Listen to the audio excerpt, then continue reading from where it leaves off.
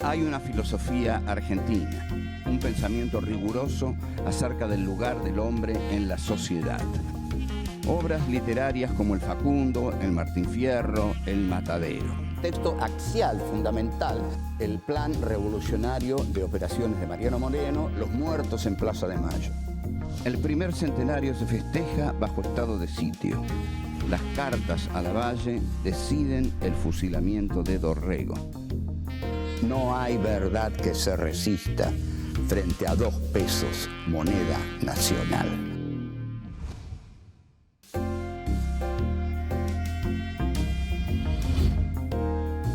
Encuentro 6. Sarmiento en Chile. 1. Las ideas no se matan. 2. Civilización y progreso. 3. Vida del Chacho. 4. Buenos Aires y la razón occidental.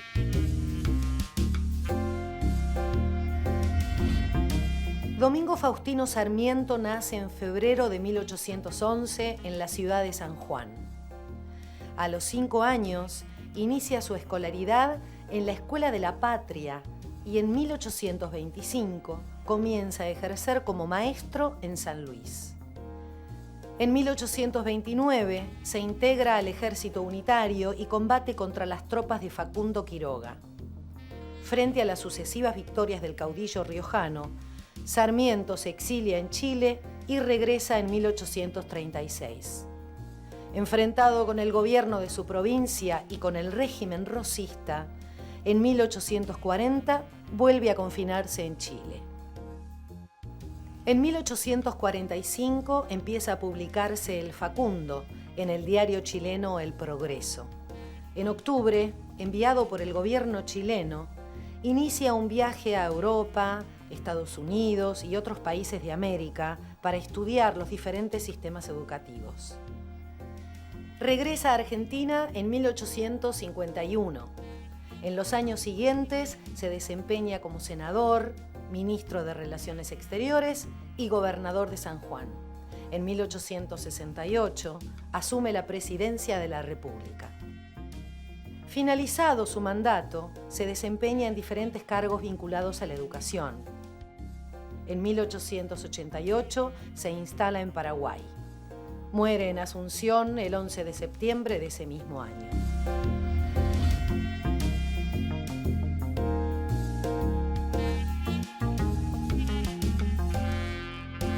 Nos vamos a ocupar hoy de la figura de Sarmiento y de un momento muy trascendente en su vida porque lo llevó a la escritura de El Facundo. Sarmiento va hacia Chile huyendo de San Juan. Se va de San Juan porque es perseguido por las tropas del caudillo federal Nazario Benavides. Nazario Benavides era un caudillo federal que estaba a las órdenes de don Juan Manuel de Rosas, estamos hablando del año 1840 más o menos, y en este sentido Sarmiento lo incomodaba mucho, y Sarmiento tiene una reunión con Nazario Benavides, y Nazario le dice que mejor se vaya, porque si no lo va a tener que matar. Efectivamente Sarmiento se va, y su ida de San Juan es célebre, porque cuando pasa por los baños de Sonda, escribe una leyenda en francés, es decir, la escribe para que los gauchos no la entiendan, la escribe para que los gauchos sientan que son bárbaros, brutos, incivilizados. O sea, esta leyenda que está dirigida a los gauchos, a la vez está dirigida en francés para que no la entiendan. Entonces, lo que Sarmiento escribe es «On ne tue pas les idées». O sea, esto ha sido traducido de muchas maneras, pero textualmente es «Las ideas no se matan». El mismo Sarmiento en el libro lo traduce de un modo muy especial. A los hombres se los degüella, a las ideas no. En realidad, el hecho de degollar a los hombres ha sido muy efectivo para eliminar las ideas. Convengamos que esto de que Sarmiento diga a las ideas no se las degüella, cualquier degollador le diría, yo no quiero degollar las ideas. Con degollar a los hombres que son los que tienen ideas, si yo los degüello, ya no tienen ideas. O sea que es un acto, digamos, el de Sarmiento, de tener una enorme confianza en las ideas. Es decir, que las ideas continúan aunque los hombres sean degollados. Pero además, en otras traducciones aparece la palabra bárbaros. A los hombres se degüella, a las ideas no. Bueno, Sarmiento cruza a Chile, donde reina la libertad y donde cree que se va a sentir muy bien, y efectivamente se siente muy bien en Chile, y publica una biografía del fraile Félix Aldao. El fraile Félix Aldao es un personaje célebre porque es el que en el poema conjetural derrota a Narciso Laprida en la batalla en la cual Narciso Laprida es ultimado, por eso que Borges llama el íntimo puñal que le entrega la certeza a Laprida de su destino sudamericano. La biografía de Aldao es muy buena y revela a la vez algo muy importante. Ustedes observen la pasión de Sarmiento por estos tipos azarosos, violentos, sanguíneos. Sarmiento escribe las biografías de Aldao, Quiroga y El Chacho. Después escribe algunas biografías de Horace Mann, pero no escribe la biografía ni de Echeverría, ni de Rivadavia, ni de Mariano Moreno, ni de Castelli. No escribe las biografías de los porteños ilustrados. Escribe las biografías de aquellos que para él son bárbaros, salvajes, porque sabe que esa es la materia prima de una verdadera literatura nacional.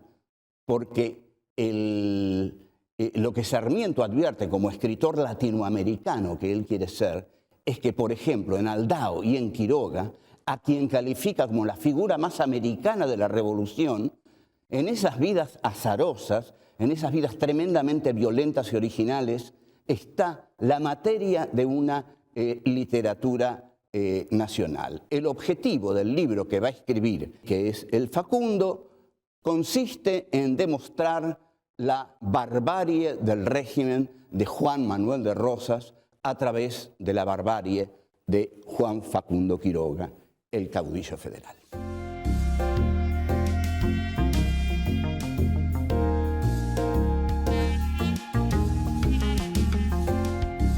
El concepto fundamental que va a manejar Sarmiento en El Facundo, libro que comienza a publicar en forma de folletín en el diario El Progreso de Chile a partir de 1845, va a ser el de civilización y barbarie. Este era el concepto con que se manejaba el colonialismo del siglo XIX. ¿Cuál es la característica del colonialismo capitalista? El colonialismo capitalista se desarrolla en base a valores. Por ejemplo, el Imperio Romano, cuando conquistaba un territorio, no decía que llevaba con su conquista la racionalidad, el progreso, el avance de la historia. No, le estaba diciendo a la gente de ese territorio que tenía la distinción, el honor, la gloria de pertenecer a justamente la grandeza de Roma.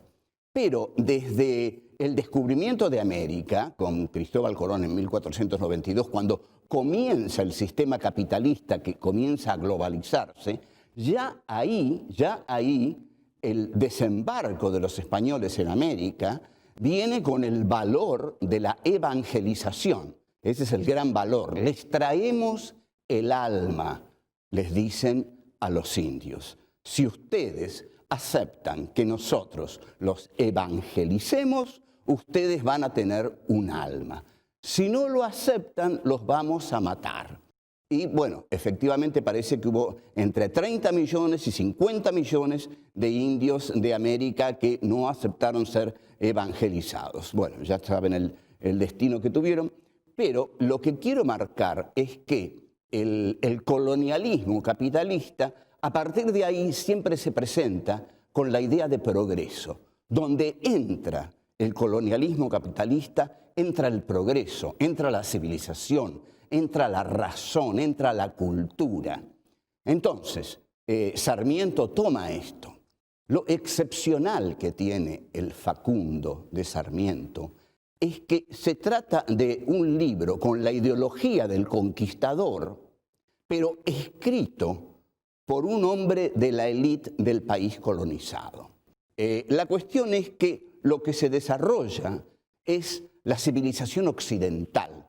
La civilización occidental tiene que ocupar el mundo, porque al ocupar el mundo lo civiliza, lo hace entrar en la senda del progreso, de la cultura. Ahí donde entra el poder occidental, por ejemplo, los ingleses en China, los ingleses en la India, los ingleses en Irlanda, sobre todo los ingleses, que Inglaterra fue la gran potencia que casi delineó todos los países del siglo XIX, pero también los franceses en Argelia, con un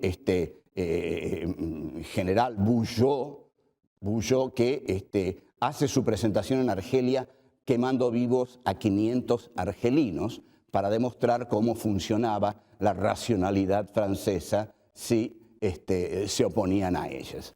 Entonces, lo que hace Sarmiento es incorporar este concepto de civilización. Donde entra Europa, entra la civilización. Nosotros, los hombres de Buenos Aires, los hombres cultos, los hombres que nos hemos formado con las ideas europeas, somos la civilización.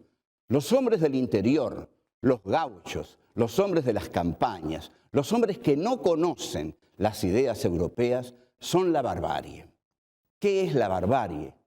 La barbarie es lo otro. La barbarie es lo inintegrable por la civilización. El antagonismo, civilización y barbarie, nunca se resuelve en la historia argentina. Está planteado por Sarmiento en el Facundo y no se resuelve más. Hoy no está resuelto, hoy no está resuelto. Hoy la opulenta ciudad de Buenos Aires es la que se asume como la civilización y todo el conurbano es lo que es considerado barbárico.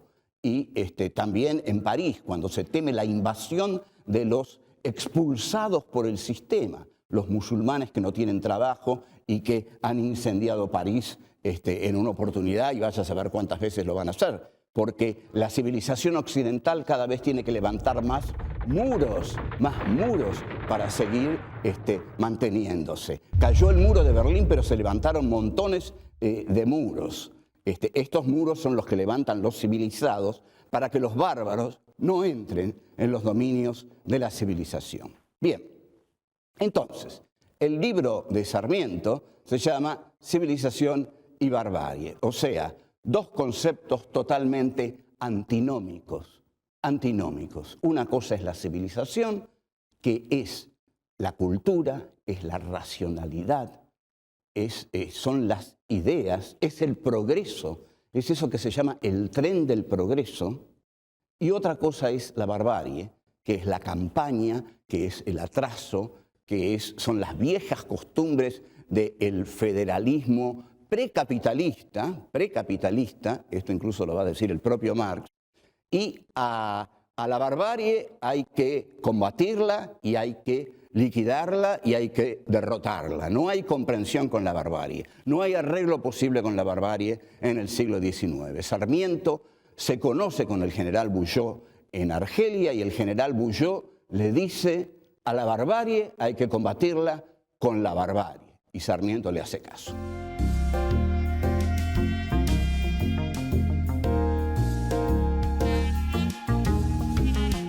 La actitud de Buenos Aires con el interior fue de exterminio, no fue ni de negociación, no intentó ser de integración.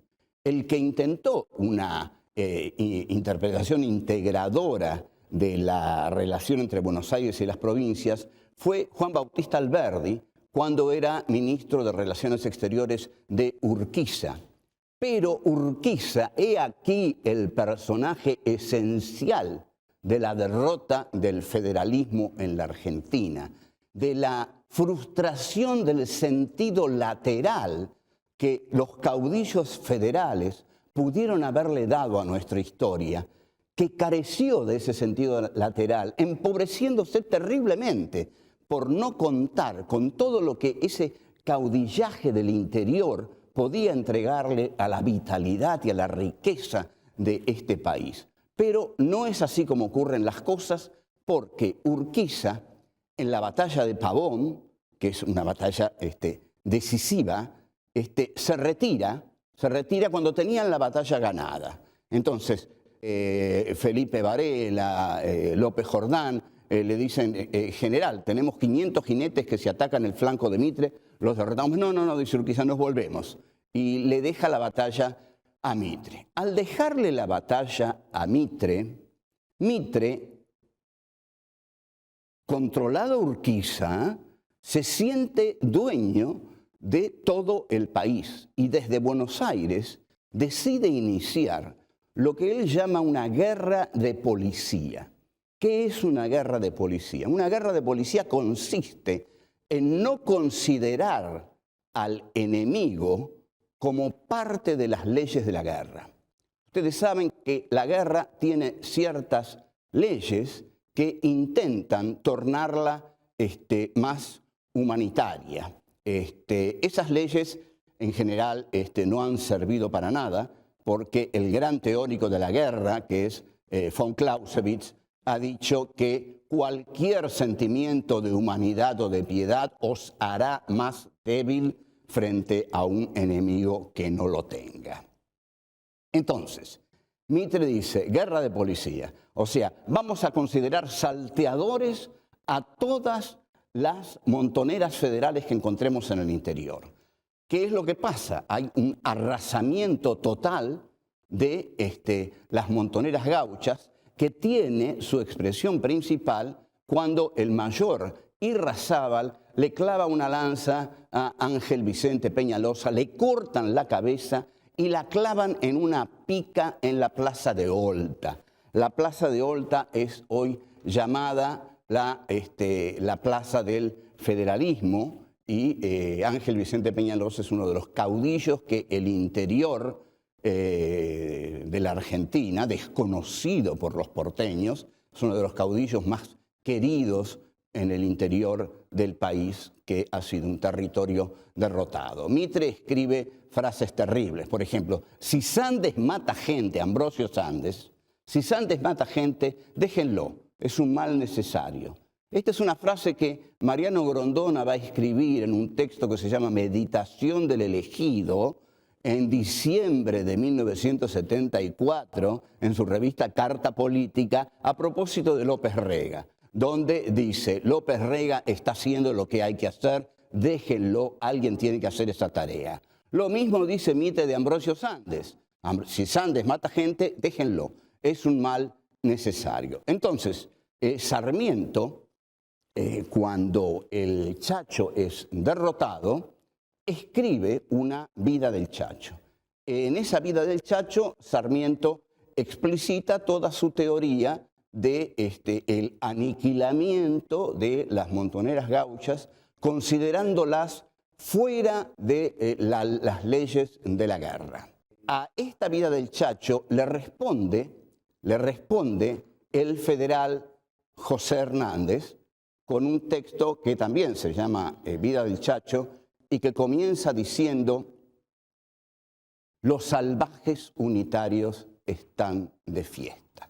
Ustedes observen lo interesante, es que el lenguaje que utiliza José Hernández, ¿no?, es el mismo lenguaje con que los de Buenos Aires se dirigen a los federales, porque los trata como bárbaros. Es decir, el concepto con que Hernández trata a los porteños es el de barbarie. Los porteños son bárbaros porque han matado al más grande de los caudillos del interior. Es decir, el partido que evoca la civilización y el progreso es un partido de asesinos, dice Hernández, porque han matado cobardemente a este hombre ya casi viejo, y le han cortado la cabeza, etcétera, etcétera. Entonces, José Hernández, en su texto sobre la vida del Chacho, José Hernández, el autor del Martín Fierro, el que va a escribir el Martín Fierro, pero aquí es un federal que está del lado de Ricardo López Jordán. Escribe: maldito, maldito, 1000 veces maldito sea el partido envenenado con crímenes que hace de la República Argentina el teatro de sus sangrientos horrores. Es una prosa violenta, es una prosa agresiva, es una prosa que es como una bofetada en la cara de la ciudad-puerto orgullosa que se cree depositaria de la cultura. No, dice José Hernández, malditos sean, 1000 veces malditos, porque ustedes son asesinos. Durísimo, durísimo.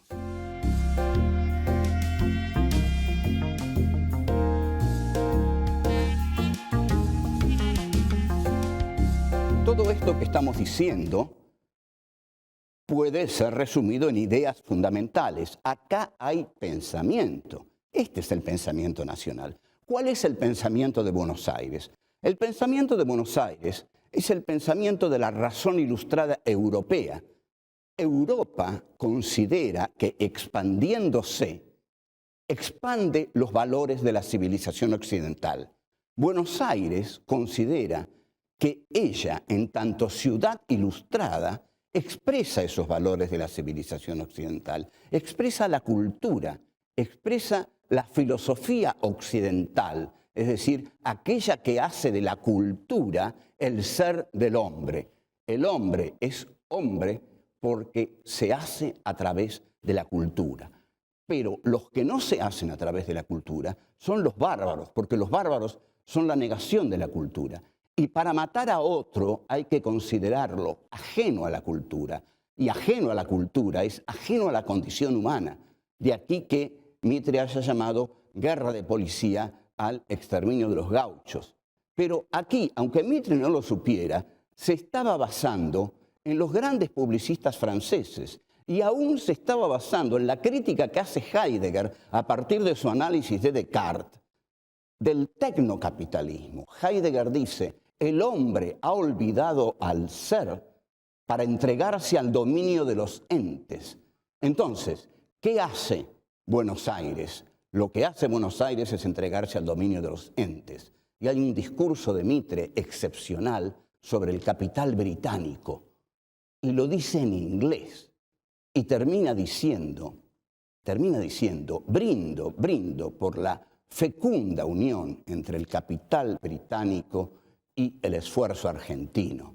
Entonces, esta unión entre esa Inglaterra, taller del mundo, Francia, centro cultural del mundo, y Buenos Aires, centro cultural y económico que incorpora a nuestro país las ideas europeas, es todo un gran movimiento de una misma razón, que es la razón occidental que se va expandiendo y en la medida que se expande, incorpora a los pueblos bárbaros a la civilización. Esta es la filosofía que late detrás de todo esto. También en un texto como Amalia, de José Mármol, de 1851, que es un texto muy interesante, hay toda una concepción filosófica que Mármol toma sobre todo de Sarmiento. Mármol había leído muy atentamente a Sarmiento, pero Amalia es una novela muy apasionante, ¿no? Si uno la lee como una novela realmente se entretiene mucho, porque están los malos, que son los mazorqueros, y están los buenos,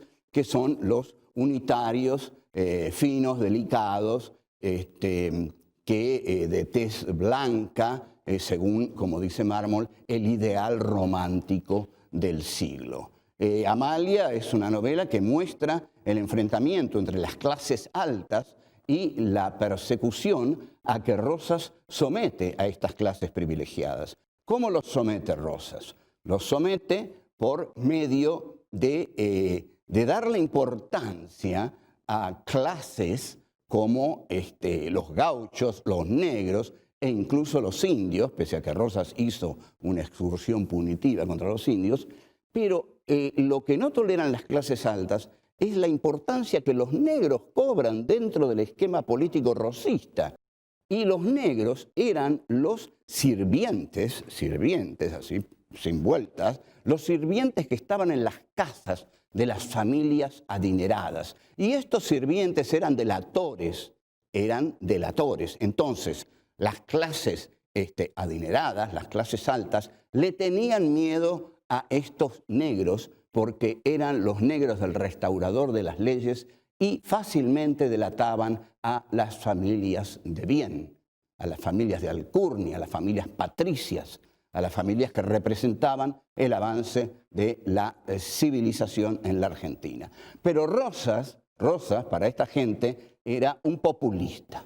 Ustedes saben que las clases altas odian a los populistas, porque, claro, odian al pueblo. Y lo que hacen los populistas es mezclarse con el pueblo. Pero contra Rosas, por supuesto, se subleva la gente del Partido Unitario, que son los que habían hecho el Salón Literario y emigran hacia Montevideo. Caído Rosas, cuando Urquiza derrota a Rosas en la batalla de Caseros y Rosas huye. Qué notable esto, ¿no? Los dos grandes caudillos populistas de la Argentina huyeron de la batalla final. Rosas huye de Caseros hacia Inglaterra y Perón huye en la famosa cañonera hacia el Paraguay.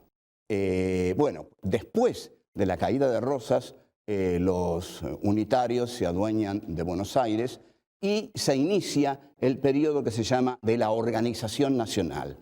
En ese periodo Buenos Aires va a tratar de parecerse a Europa todo lo que pueda, porque Europa es el camino de la civilización, el tren de la historia.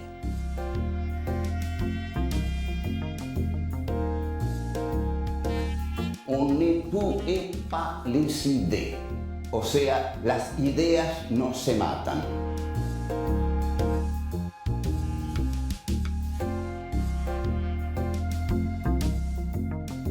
El concepto fundamental que va a manejar Sarmiento en el Facundo va a ser el de civilización y barbarie.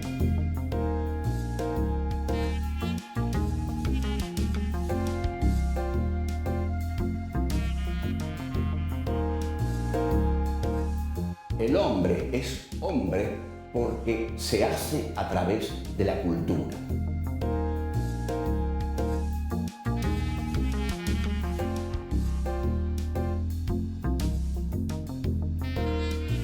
El antagonismo, civilización y barbarie, nunca se resuelve en la historia argentina.